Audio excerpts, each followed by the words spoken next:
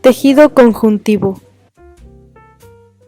Está integrado por células y matriz extracelular.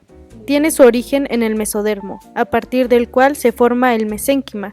Las células mesenquimatosas migran a todo el cuerpo y forman los tejidos conjuntivos, y sus células se clasifican en dos: tejido conjuntivo y el tejido conjuntivo especializado, compuesto de tejido cartilaginoso, adiposo, óseo, linfoide y la sangre.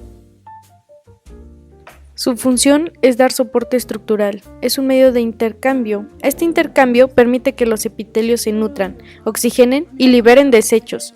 Constituye una línea de defensa y protección del cuerpo. Se clasifican en fijas y móviles. Las fijas permanecen en el tejido conjuntivo toda su vida, y las móviles en constante movimiento hasta su llegada al tejido conjuntivo. Las citocinas son proteínas liberadas por estas células. También favorecen la protección contra microorganismos y modulan la inflamación y favorecen la destrucción de patógenos. Su clasificación se basa en su función y en la organización de sus células y de sus componentes extracelulares. El tejido conjuntivo embrionario se clasifica en dos: mesenquimático y mucoso. El tejido conjuntivo mesenquimático se encuentra en el embrión y se conforma por células mesenquimatosas, fusiformes. El tejido conjuntivo mucoso es amorfo, laxo y se encuentra en el cordón umbilical y el tejido subdérmico del embrión. Es abundante en la matriz extracelular, cuya sustancia fundamental recibe el nombre de gelatina de Wharton. El tejido conjuntivo del adulto es laxo areolar, denso irregular o irregular. El laxo tiene muchas células y pocas fibras, sustancia fundamental abundante, consistencia gelatinosa. Es importante para la difusión de oxígeno y nutrientes a los tejidos. Es el primer sitio donde ocurren las reacciones inflamatorias e inmunitarias. El denso tiene muchas fibras y pocas células. Se clasifica en regular e irregular. Contiene fibras de colágeno y mayoría de sus células son fibroblastos. Tiene poca sustancia fundamental y sus fibras se encuentran ordenadas en haces paralelos, muy juntos. Provee resistencia máxima.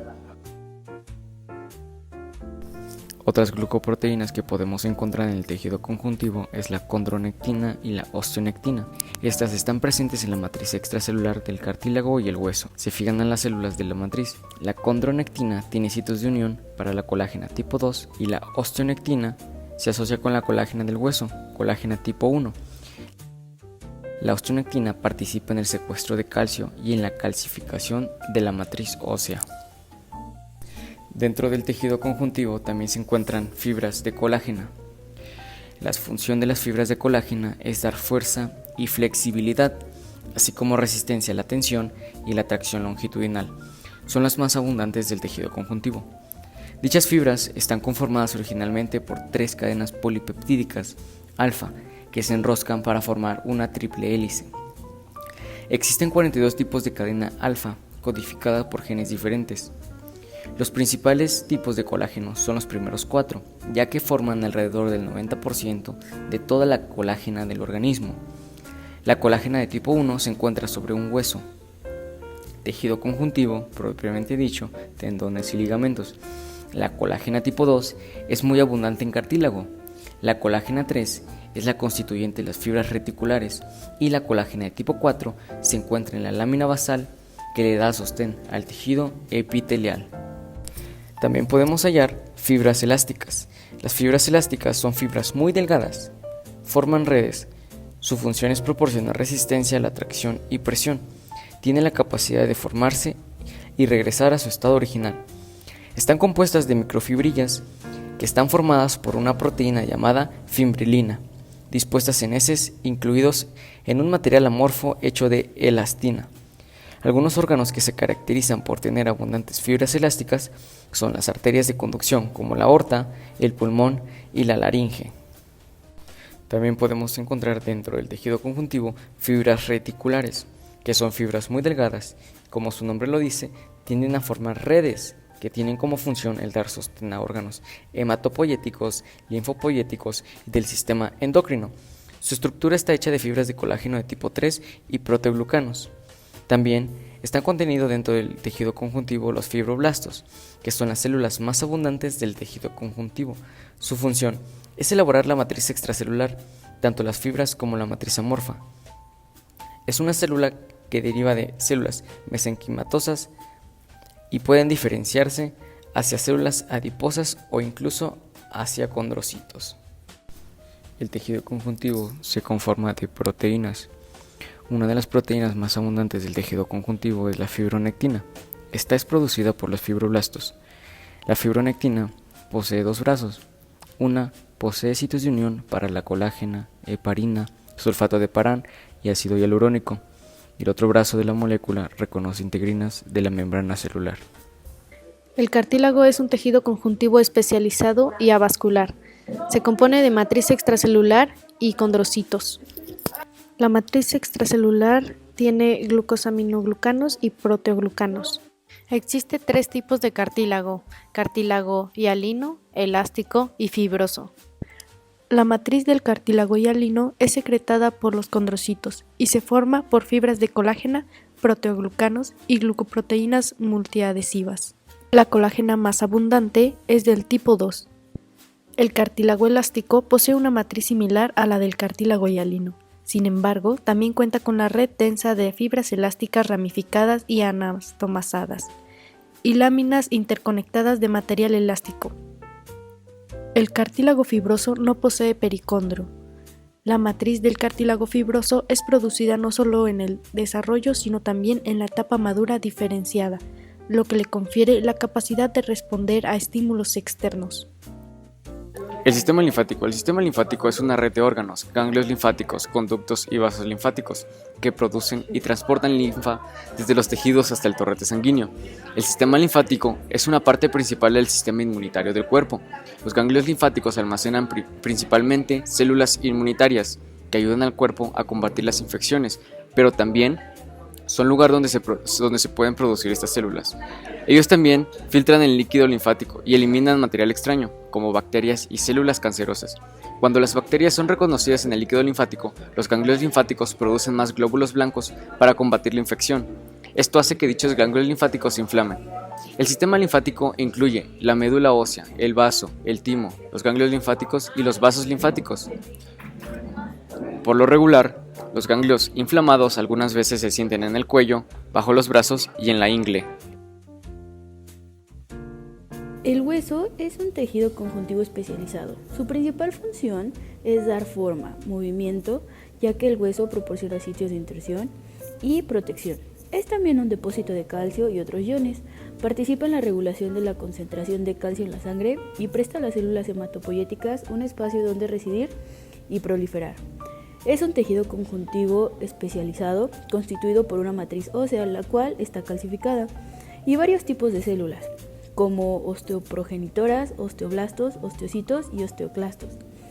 Ahora se hablará sobre la matriz ósea. Las propiedades de este tejido se deben a que la matriz está calcificada y esta característica es lo que le confiere la resistencia, compresión y atracción que le son características.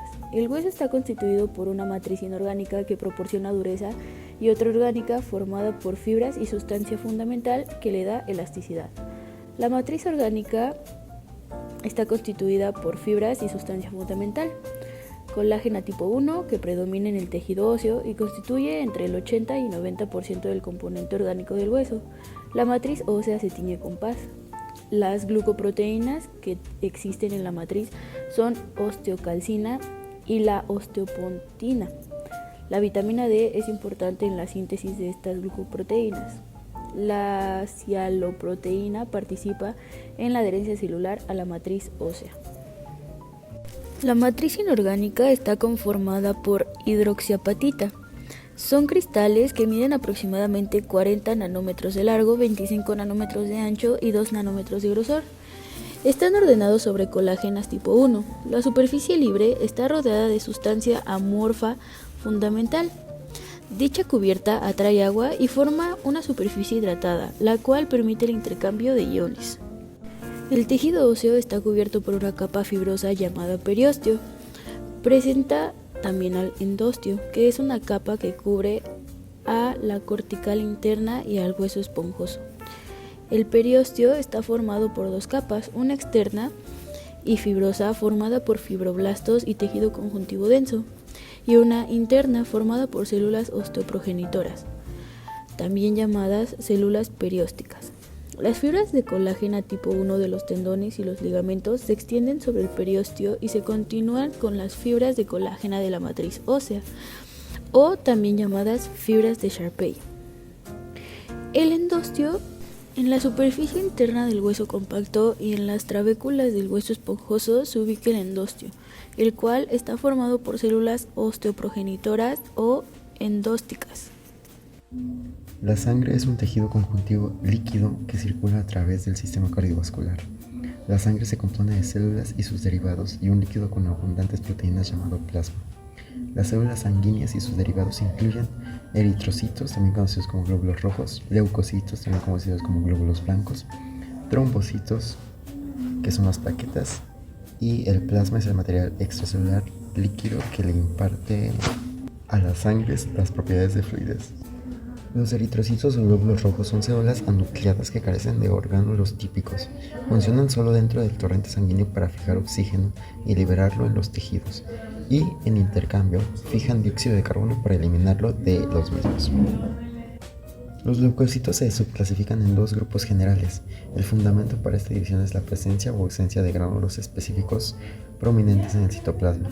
Las células que contienen gránulos específicos se clasifican como neutrófilos, eosinófilos y basófilos, y las células que carecen de estos gránulos se clasifican como linfocitos y monocitos. Plasma. Más del 90% del peso del plasma corresponde al agua, que sirve como disolvente para una variedad de solutos como las proteínas, gases disueltos, electrolitos, sustancias nutritivas, moléculas reguladoras y materiales de desecho. Los solutos del plasma contribuyen a mantener la homeostasis, un estado de equilibrio que proporciona una osmolaridad. Y con eso concluimos el trabajo extraclase. Somos el equipo número 2 con el tema de tejido conjuntivo.